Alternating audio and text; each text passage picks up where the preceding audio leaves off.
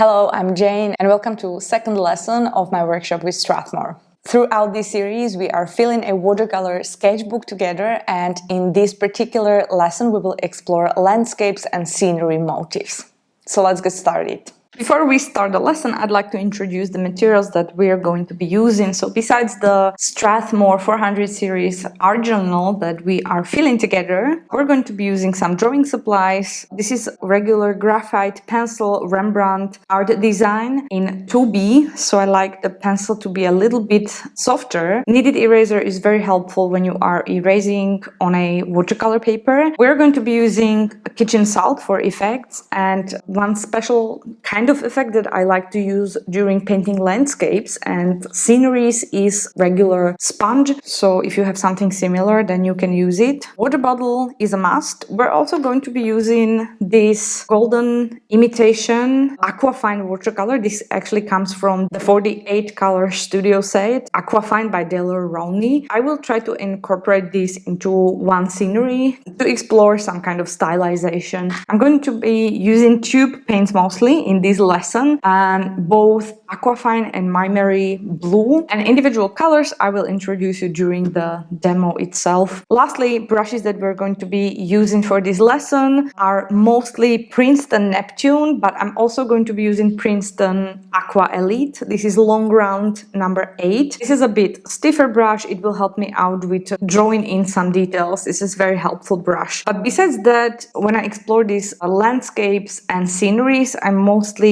try to go for flat brushes. So this is Mottler by Princeton Neptune 1.5 inch. This will help us to pre-wet the entire page and create large watery washes. Then this is Princeton Neptune Square Wash 1/2 inch. This is going to be very helpful also in creating larger, broader washes with that particular flat end brush stroke. And then I really like to paint with the 1/4 inch dagger brush by Princeton Neptune. This is going to give me some beautiful dry brush effects and will help me reach these tiny spaces to add details. And in some areas, this oval wash brush is also going to be helpful. This is 1/2 inch Princeton Neptune oval wash brush. So when you have all your supplies ready, we can start with the lesson.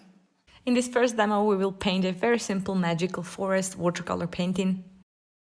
When working with tube paints, I like to use white porcelain plates as my palette, and I separated the colors between two plates so that my warms and cools don't mix together much. I created a tilt by inserting masking tape beneath the sketchbook. As a reminder, 2 jars of water are always a preference. Try to keep one as clean as possible and your colors will never be too muddy. Colors that I'm using in this demo are sap green, olive green, cerulean hue, Prussian blue, permanent mauve, quinacridone magenta, and cadmium orange hue. Let's pre-wet the page with the Mottler brush. This painting does not require any drawing. We will paint simple mountain silhouettes, but in this demo I want to demonstrate how to manipulate color to get depth in your painting. So here I'm trying to lay down different colors, starting with the warmer ones like orange and magenta. When you paint objects in distance, they appear much lighter and faded from those close to you, and so we need to water down our paint. I'll be adding a bit more intense paint with Mottler brush to create first line of mountains. Remember, these are far away and the silhouette can have blurred edges. You can use spray bottle to help with that if your first wash dries more quickly. I actually ended up having to go over the silhouette again because the color faded way too much. Then I tried to make the edge of my silhouette to be a little bit more sharp. So here I'm using dagger brush to draw in some tips of the trees. While this wash is still wet, I'm adding a bit of this beautiful golden imitation watercolor. This is a pen that comes with the Aquafine Studio set. Adding a few splatters on top with both golden and regular watercolor, and we can let this first layer dry. Now we are ready to add another layer of mountains, and this will be a little bit more intense, but careful about using too much pigment here because we still need the paint to be transparent. I used oval wash brush and then spray bottle to diffuse the bottom part of the silhouette. I'm adding colors a bit more randomly, but still wanted to have more warm colors at the top, and we'll be adding more greens and blues as I approach the bottom of the painting. Here again, try to find a brush that has a nice tip and you can draw in some more defined treetops. They still will be a bit blurred out, so you don't really need to do the perfect silhouette. And also let's add the gold in the same way as before.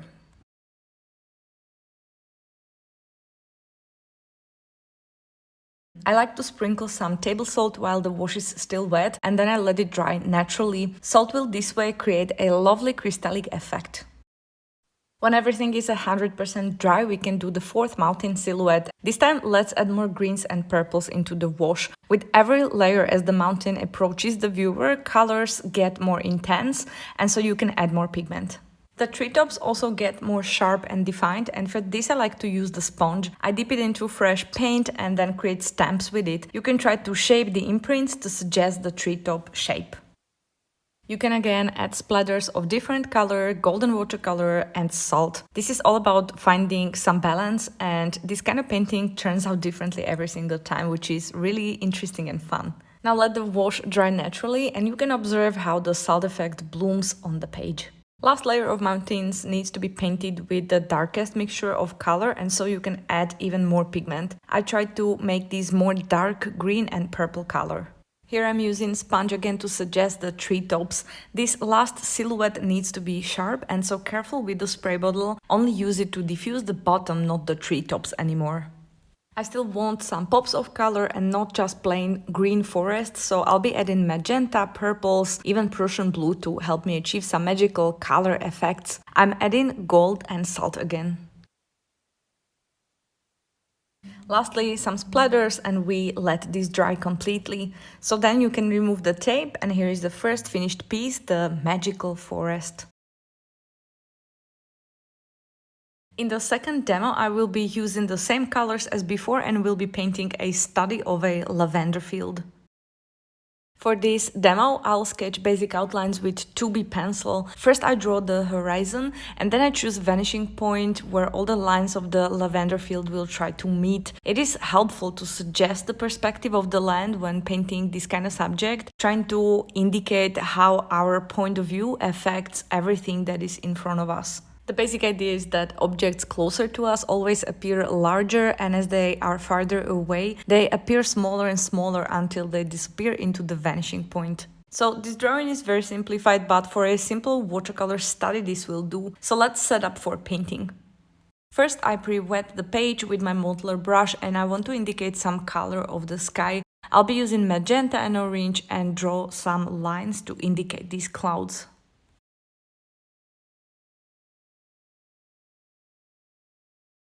We need to work wet in wet here and let the colors merge together. I added some blues and then decided to switch my brush to oval wash to be able to get rounder shapes. Here I'm playing around with color, pushing them around and trying to create some cloud-like shapes. This part of the process is often trial and error. Clouds, they turn out sometimes very natural looking and other times I just end up with accidental blooms. But I don't mind because no matter what you end up with, if you're using transparent paint, it will still look like a sky. So now I'm moving the wash towards the field, and at this time we don't need a clear separation between sky and ground. We can establish that in the following layers. This is where the modeler gets very handy. I dipped it in some purple paint and here I'm drawing these field lines.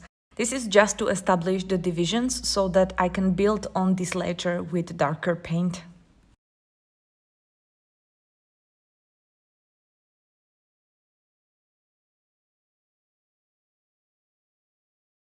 I want to also indicate the color of the ground here, and so for this I'm mixing orange and purple. On top of this wash I use some table salt to create extra texture. I think this particular texture is great for indicating the lavender bushes as well as the roughness of the ground.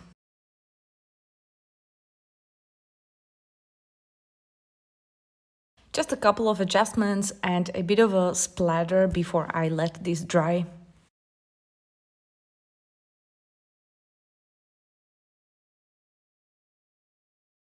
In the second layer, I want to draw some mountains that are in the distance, and we need to do this with transparent paint. My tip here is to water down the paint a bit.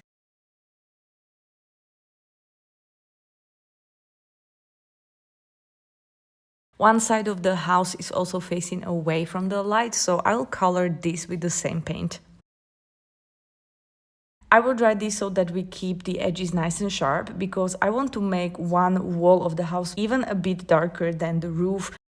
Now we need to use negative painting technique to separate individual field lines. I am using my soft Neptune dagger brush for this and transparent but darker purple color. What is hard about this part is how the drawing of these shadows looks like. I'm going for something that is in between a straight line and messy edges. Here my tip is to experiment with shapes and try out different brushes. I like the versatility that the dagger brush provides. I can make a flat stroke or use it as a round brush without having to switch. And because it's long, it can retain large amounts of water, which allows me to draw this in one go. But you can have your own preference. Just find out what works for you and what creates the kind of shape that you will like. Another tip for this part of the process is try holding your brush at the end of its handle. This way your hand can move more freely and the brushstrokes won't look too controlled and stiff. Painting with watercolor often requires some speed. It is an expressive medium that allows to capture an essence of a scene very quickly. Now, when all is dry again, let's try to bring back some light into the painting. Sometimes my paint ends up less transparent than what I planned, but being able to use wet brush to dissolve and lift the pigment, it helps with this problem a lot.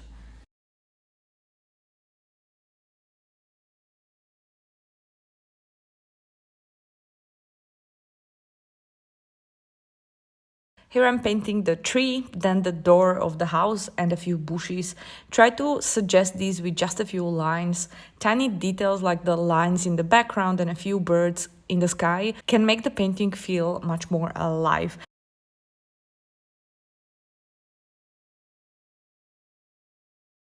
We can now dry everything, remove the tape, and here is our finished painting lavender fields.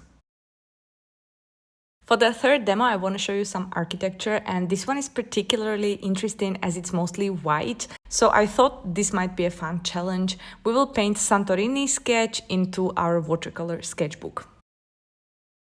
It's an awesome idea to bring the watercolor sketchbook to a vacation with you and create sketches like this one to remember different places and their atmosphere. Drawing architecture is a lot about practice, but I'll try to avoid focusing on too much detail in this one and only include the largest and most important areas into my sketch.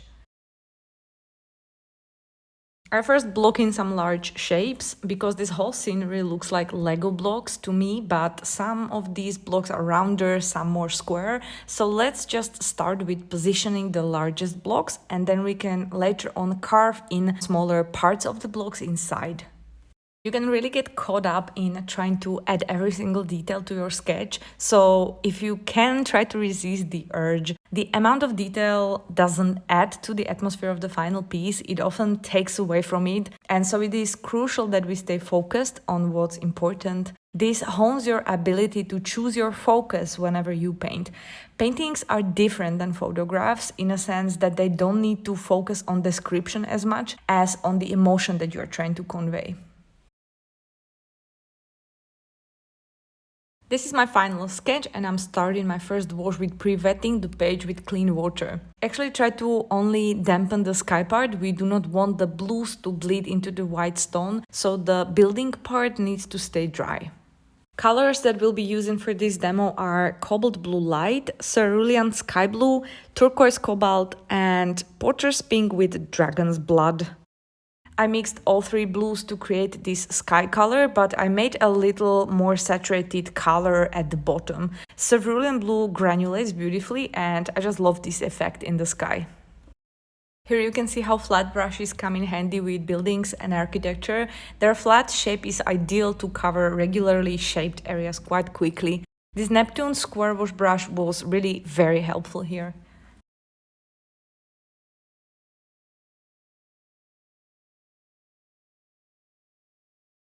Here I'm adding a bit more color to the wash as I wanted the bottom to be more saturated and heavier than top of the page. I want to use the mix of potter's pink and dragon's blood to paint the roof here, and I didn't wait for the wash to dry. I like the effect when these colors mingle a little bit and they create some distortion here. I can then make some of the architecture at the bottom to be a bit more sharp in contrast. Now it's time to dry, and I will also make a note of all the colors to the left side of the sketchbook to show you how I mix them for the shadows of the buildings. I just have to say this dragon's blood color is as cool as the name. I love it, and it's awesome to try out these new shades in a painting. So when I look at the reference photo, I see two types of shadow color. Ones are warmer, a bit brownish gray color, and the other ones are more blue, even turquoise looking, taking in the color of the sky. So first I'll paint in the warmer shadows, and I discovered that I can get this color by mixing cobalt blue with dragon's blood. You have to water down the mixture accordingly when painting the shadows. In some areas this paint will be a bit darker and in some will be very light. I'll start here as this shadow covers a larger area and the building is round, and so I have to blur the edge with wet brush. Next, I will be carefully observing the reference and painting in all the little shadow shapes that have this warmer color. It might be a longer process.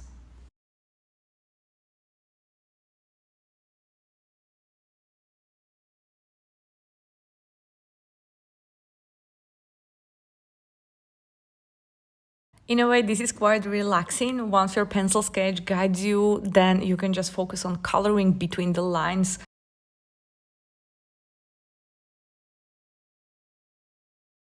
I'm also adding hints of more saturated color to a few areas where I feel the need to add a pop.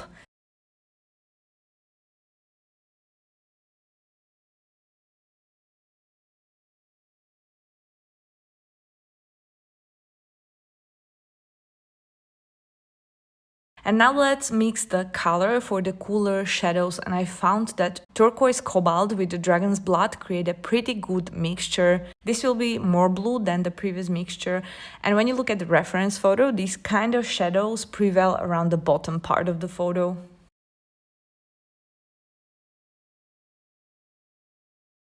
And so let's slowly paint them in one by one while carefully observing the reference photo.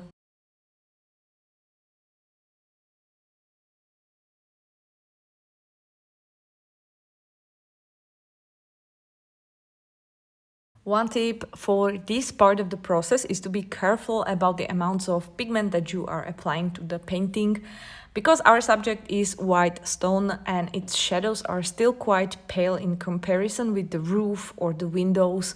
I just think that it's good to make sure that we are watering down the paint. Watercolor always fades a little bit when it dries compared to how it appears when it's wet, and this is another factor that we have to keep in mind as we work.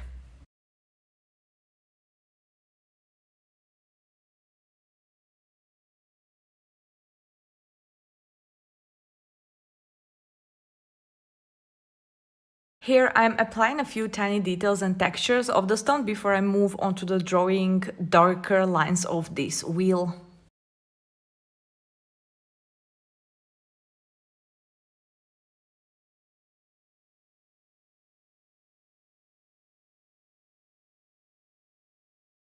In a painting like this, I always hold on until the last part of the process to add the darkest details, and dagger brush helps me with these expressive brush strokes, even dry brush lines here and there, so add a few accents to the roof and some to the windows.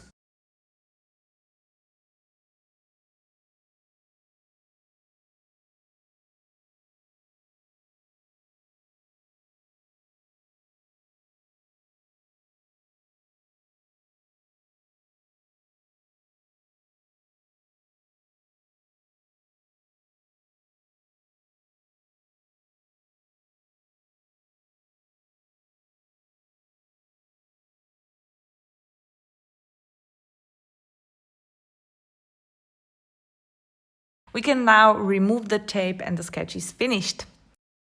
I really hope that you enjoyed this lesson, and I will soon see you in another one where I will show you how to tackle animal motifs.